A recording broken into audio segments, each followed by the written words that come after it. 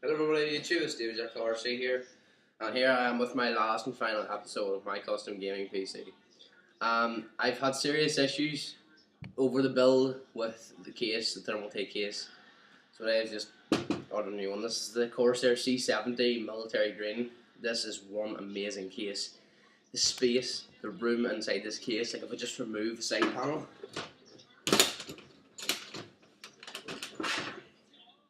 you can see the amount of room inside the PC for the cable management. Like you can hardly see any cables. The only noticeable cables down here is here, and like the grommets for the cable management, they're like rubber push throughs. I still stuck with the Cooler Master 212 Evo, which I am going to upgrade to a water cooler soon, which is the H100i Corsair, and yeah, I'll get that soon whenever I get the money. But yeah, if I can just show you this side case. There's the latches. They're like latches on an ammo box, and I think that's pretty sweet.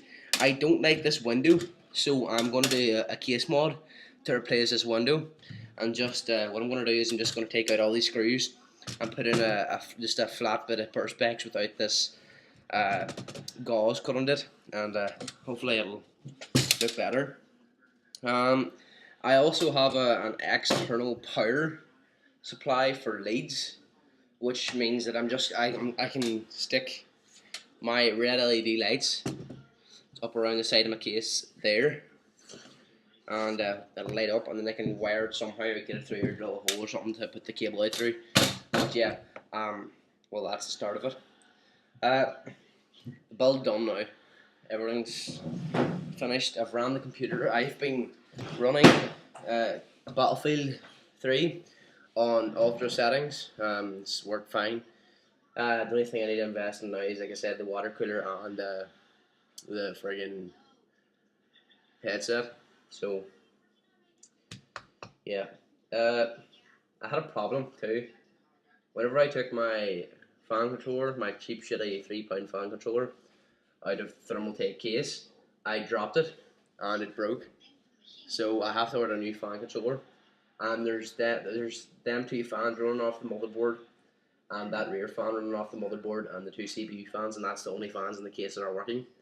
So really, it's just putting air in. So I'm having to leave the side of the case off until I get the fan controller to basically power all the fans. But there's one serious amount of fan ports here. There's 1, 2, 3, 4, 5, 6, 7, 8, 9, 10 on the side of the case, and in the case so there's 10 ports for fans if you want to use LED fans or anything like that there. But in my experience, I thought that LED fans take power away from the actual fan, and it doesn't perform as well. But as you can see in here, there's Corsair fans. These are two Corsair fans. If I just turn them, and they're in the case. It's just basically to pull airflow through the SSDs and then through the hard drives and things like that there, the 3.5-inch base. My motherboard, like I've shown the videos, was the Asus Sabertooth 990FX R2. And if I just turn it around, you can see it has external SATAs, has two 3.0s, 4 2.0s, another two 3.0s, two more 2.0s, the Ethernet, a PS1, a PS2 slots, sorry, and then here's all your audio cables and shit, which I've never ever used in my life. But so this case is amazing. Like, if anyone was to ask about this, get the case. It doesn't have to be the military green one. It comes in white and black, but I wanted to go with the military style because of my motherboard. It's so yeah. I'm gonna try and get a better keyboard and everything too, and get a widescreen monitor. But yeah. So if I just turn this around, oh, and before I start anything else, the SSDs, they're just like a wee slide tray. So if I just grab one of these tabs, push in and then put out the tab, it's just like a little tray. What you do is the holes of the screws go on the side of the SSD, you just bend it out like that there and clip them wee clips into the holes of the SSDs, and then all you do is you just slide it back in, plug in your SATA power and SATA data, and that's it. The case also supports an SSD in the bottom here, in there.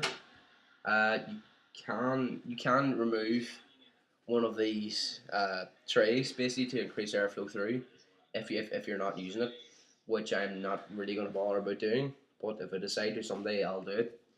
And yeah, so you can take out one of these boxes. There's two there, and all you need to do is separate that. Then there's two thumb screws on either side, and in the box you just slip out. So yeah. Now if I turn this case around and show you the cable management, I shall show you how good it is. Like I said, for this being a first build, this is quite a good build for a first one too. But if you have any compliments or anything, just please put them in the comments below. And please, no bullshit. I just don't want any bullshit.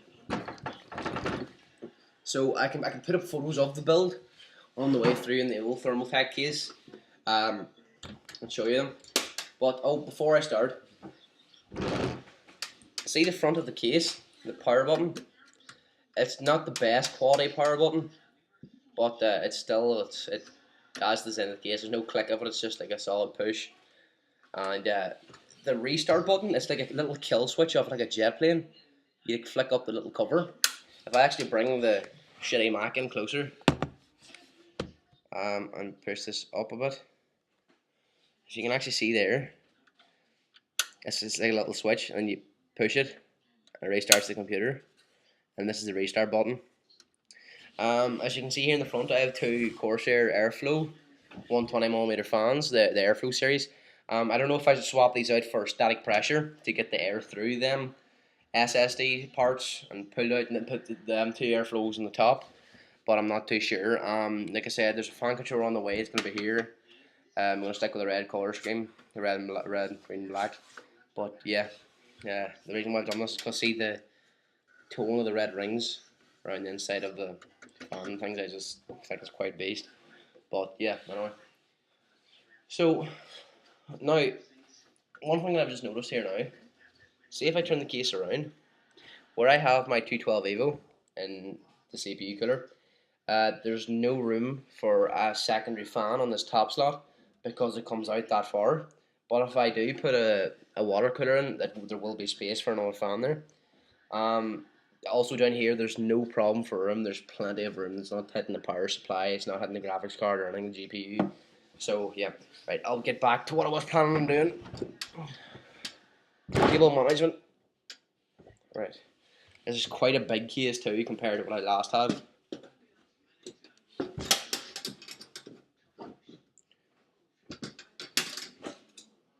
Right. This is the cable management. Mine may not be very good, but still it's better than what the other case had. As you can see here, here's the back of my my hard drive, motherboard, the bracket for the 212 Evo. I'll just set this back panel down. So yeah, in the case it actually gives you like little tie downs, little brackets that you can put out and clip back in. I think this is just amazing for whenever it comes to cable management and keeping all your cables from at bay really, for just popping out of the case. It's really handy. So yeah, that's that. It also gives you loads of these little tie downs, or down here I've done it. You can just put cable ties around them and tie the cables onto the actual case, stop them from like popping out and doing all sorts of things. And like here's the bottom fan, one of my Exotech fans, which will be got rid of. There will be no LED fans in this case. So yeah. So folks, recommendations for this case. It is a hugely amazing case. Ever since the build was so easy, I wasn't stuck for room. There was no components hitting off each other. I encountered no problems. Cable management was perfect. And yeah, if you're going to spend £100 a case, it's the one to go for. But yeah. But like folks, if you have any questions or anything, or you want to see the build process, I'll get Windows Media Player downloaded, and I will just do a video on the pictures that I took during the actual video, or during the actual making of the PC.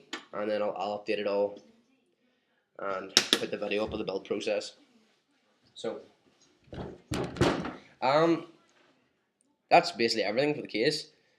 As you can see, if I turn it around, it has the Ultimate Force, and I didn't like the tough inside sticker, so I basically cut it off and give it to my friend. Now he's in his HP laptop. Right in front it says tough inside, which is kind of random. Now that I look back, I shouldn't have stuck these stickers here. I shouldn't even have put them on. I don't think they even suit the case. This one, because I ripped it off the white Thermaltake case, it was glued on with epoxy, me being a retard. And now I cannot get it off, but anyway, it's for another day. Well, folks, that's the case, and this is the build. Thank you so much for staying with me over this time. Like I said, if you want a case, this is the case to go for if you're going to spend £100. The space is amazing. The amount of slots you have for SSDs, you have 3 points and all in the front. And now that I'm on the front part, when my case came in the post, I was absolutely outraged at my postal company. This whole front panel had been bashed in along with these plates, and they were actually pushed away back into the case, and they were nearly bent at a 90-degree angle. So we've managed to push them all back and flatten them everything out, and you can still see a wee bit of a dent there from where I'm sitting. But yeah, I'm not going to complain too much. It's hardly noticeable, but yeah. So that's the build. Guys, thank you so much for your support and your views, your comments and your suggestions under my video. If you have any questions, anything like that there, please do say, and I will be happy to help. Right, guys, thank you very much. This is David Jekyll RC here for the last time checking out. And once I get Fraps downloaded, I am doing Battlefield 3 TF2 and SAMP uploads. Goodbye.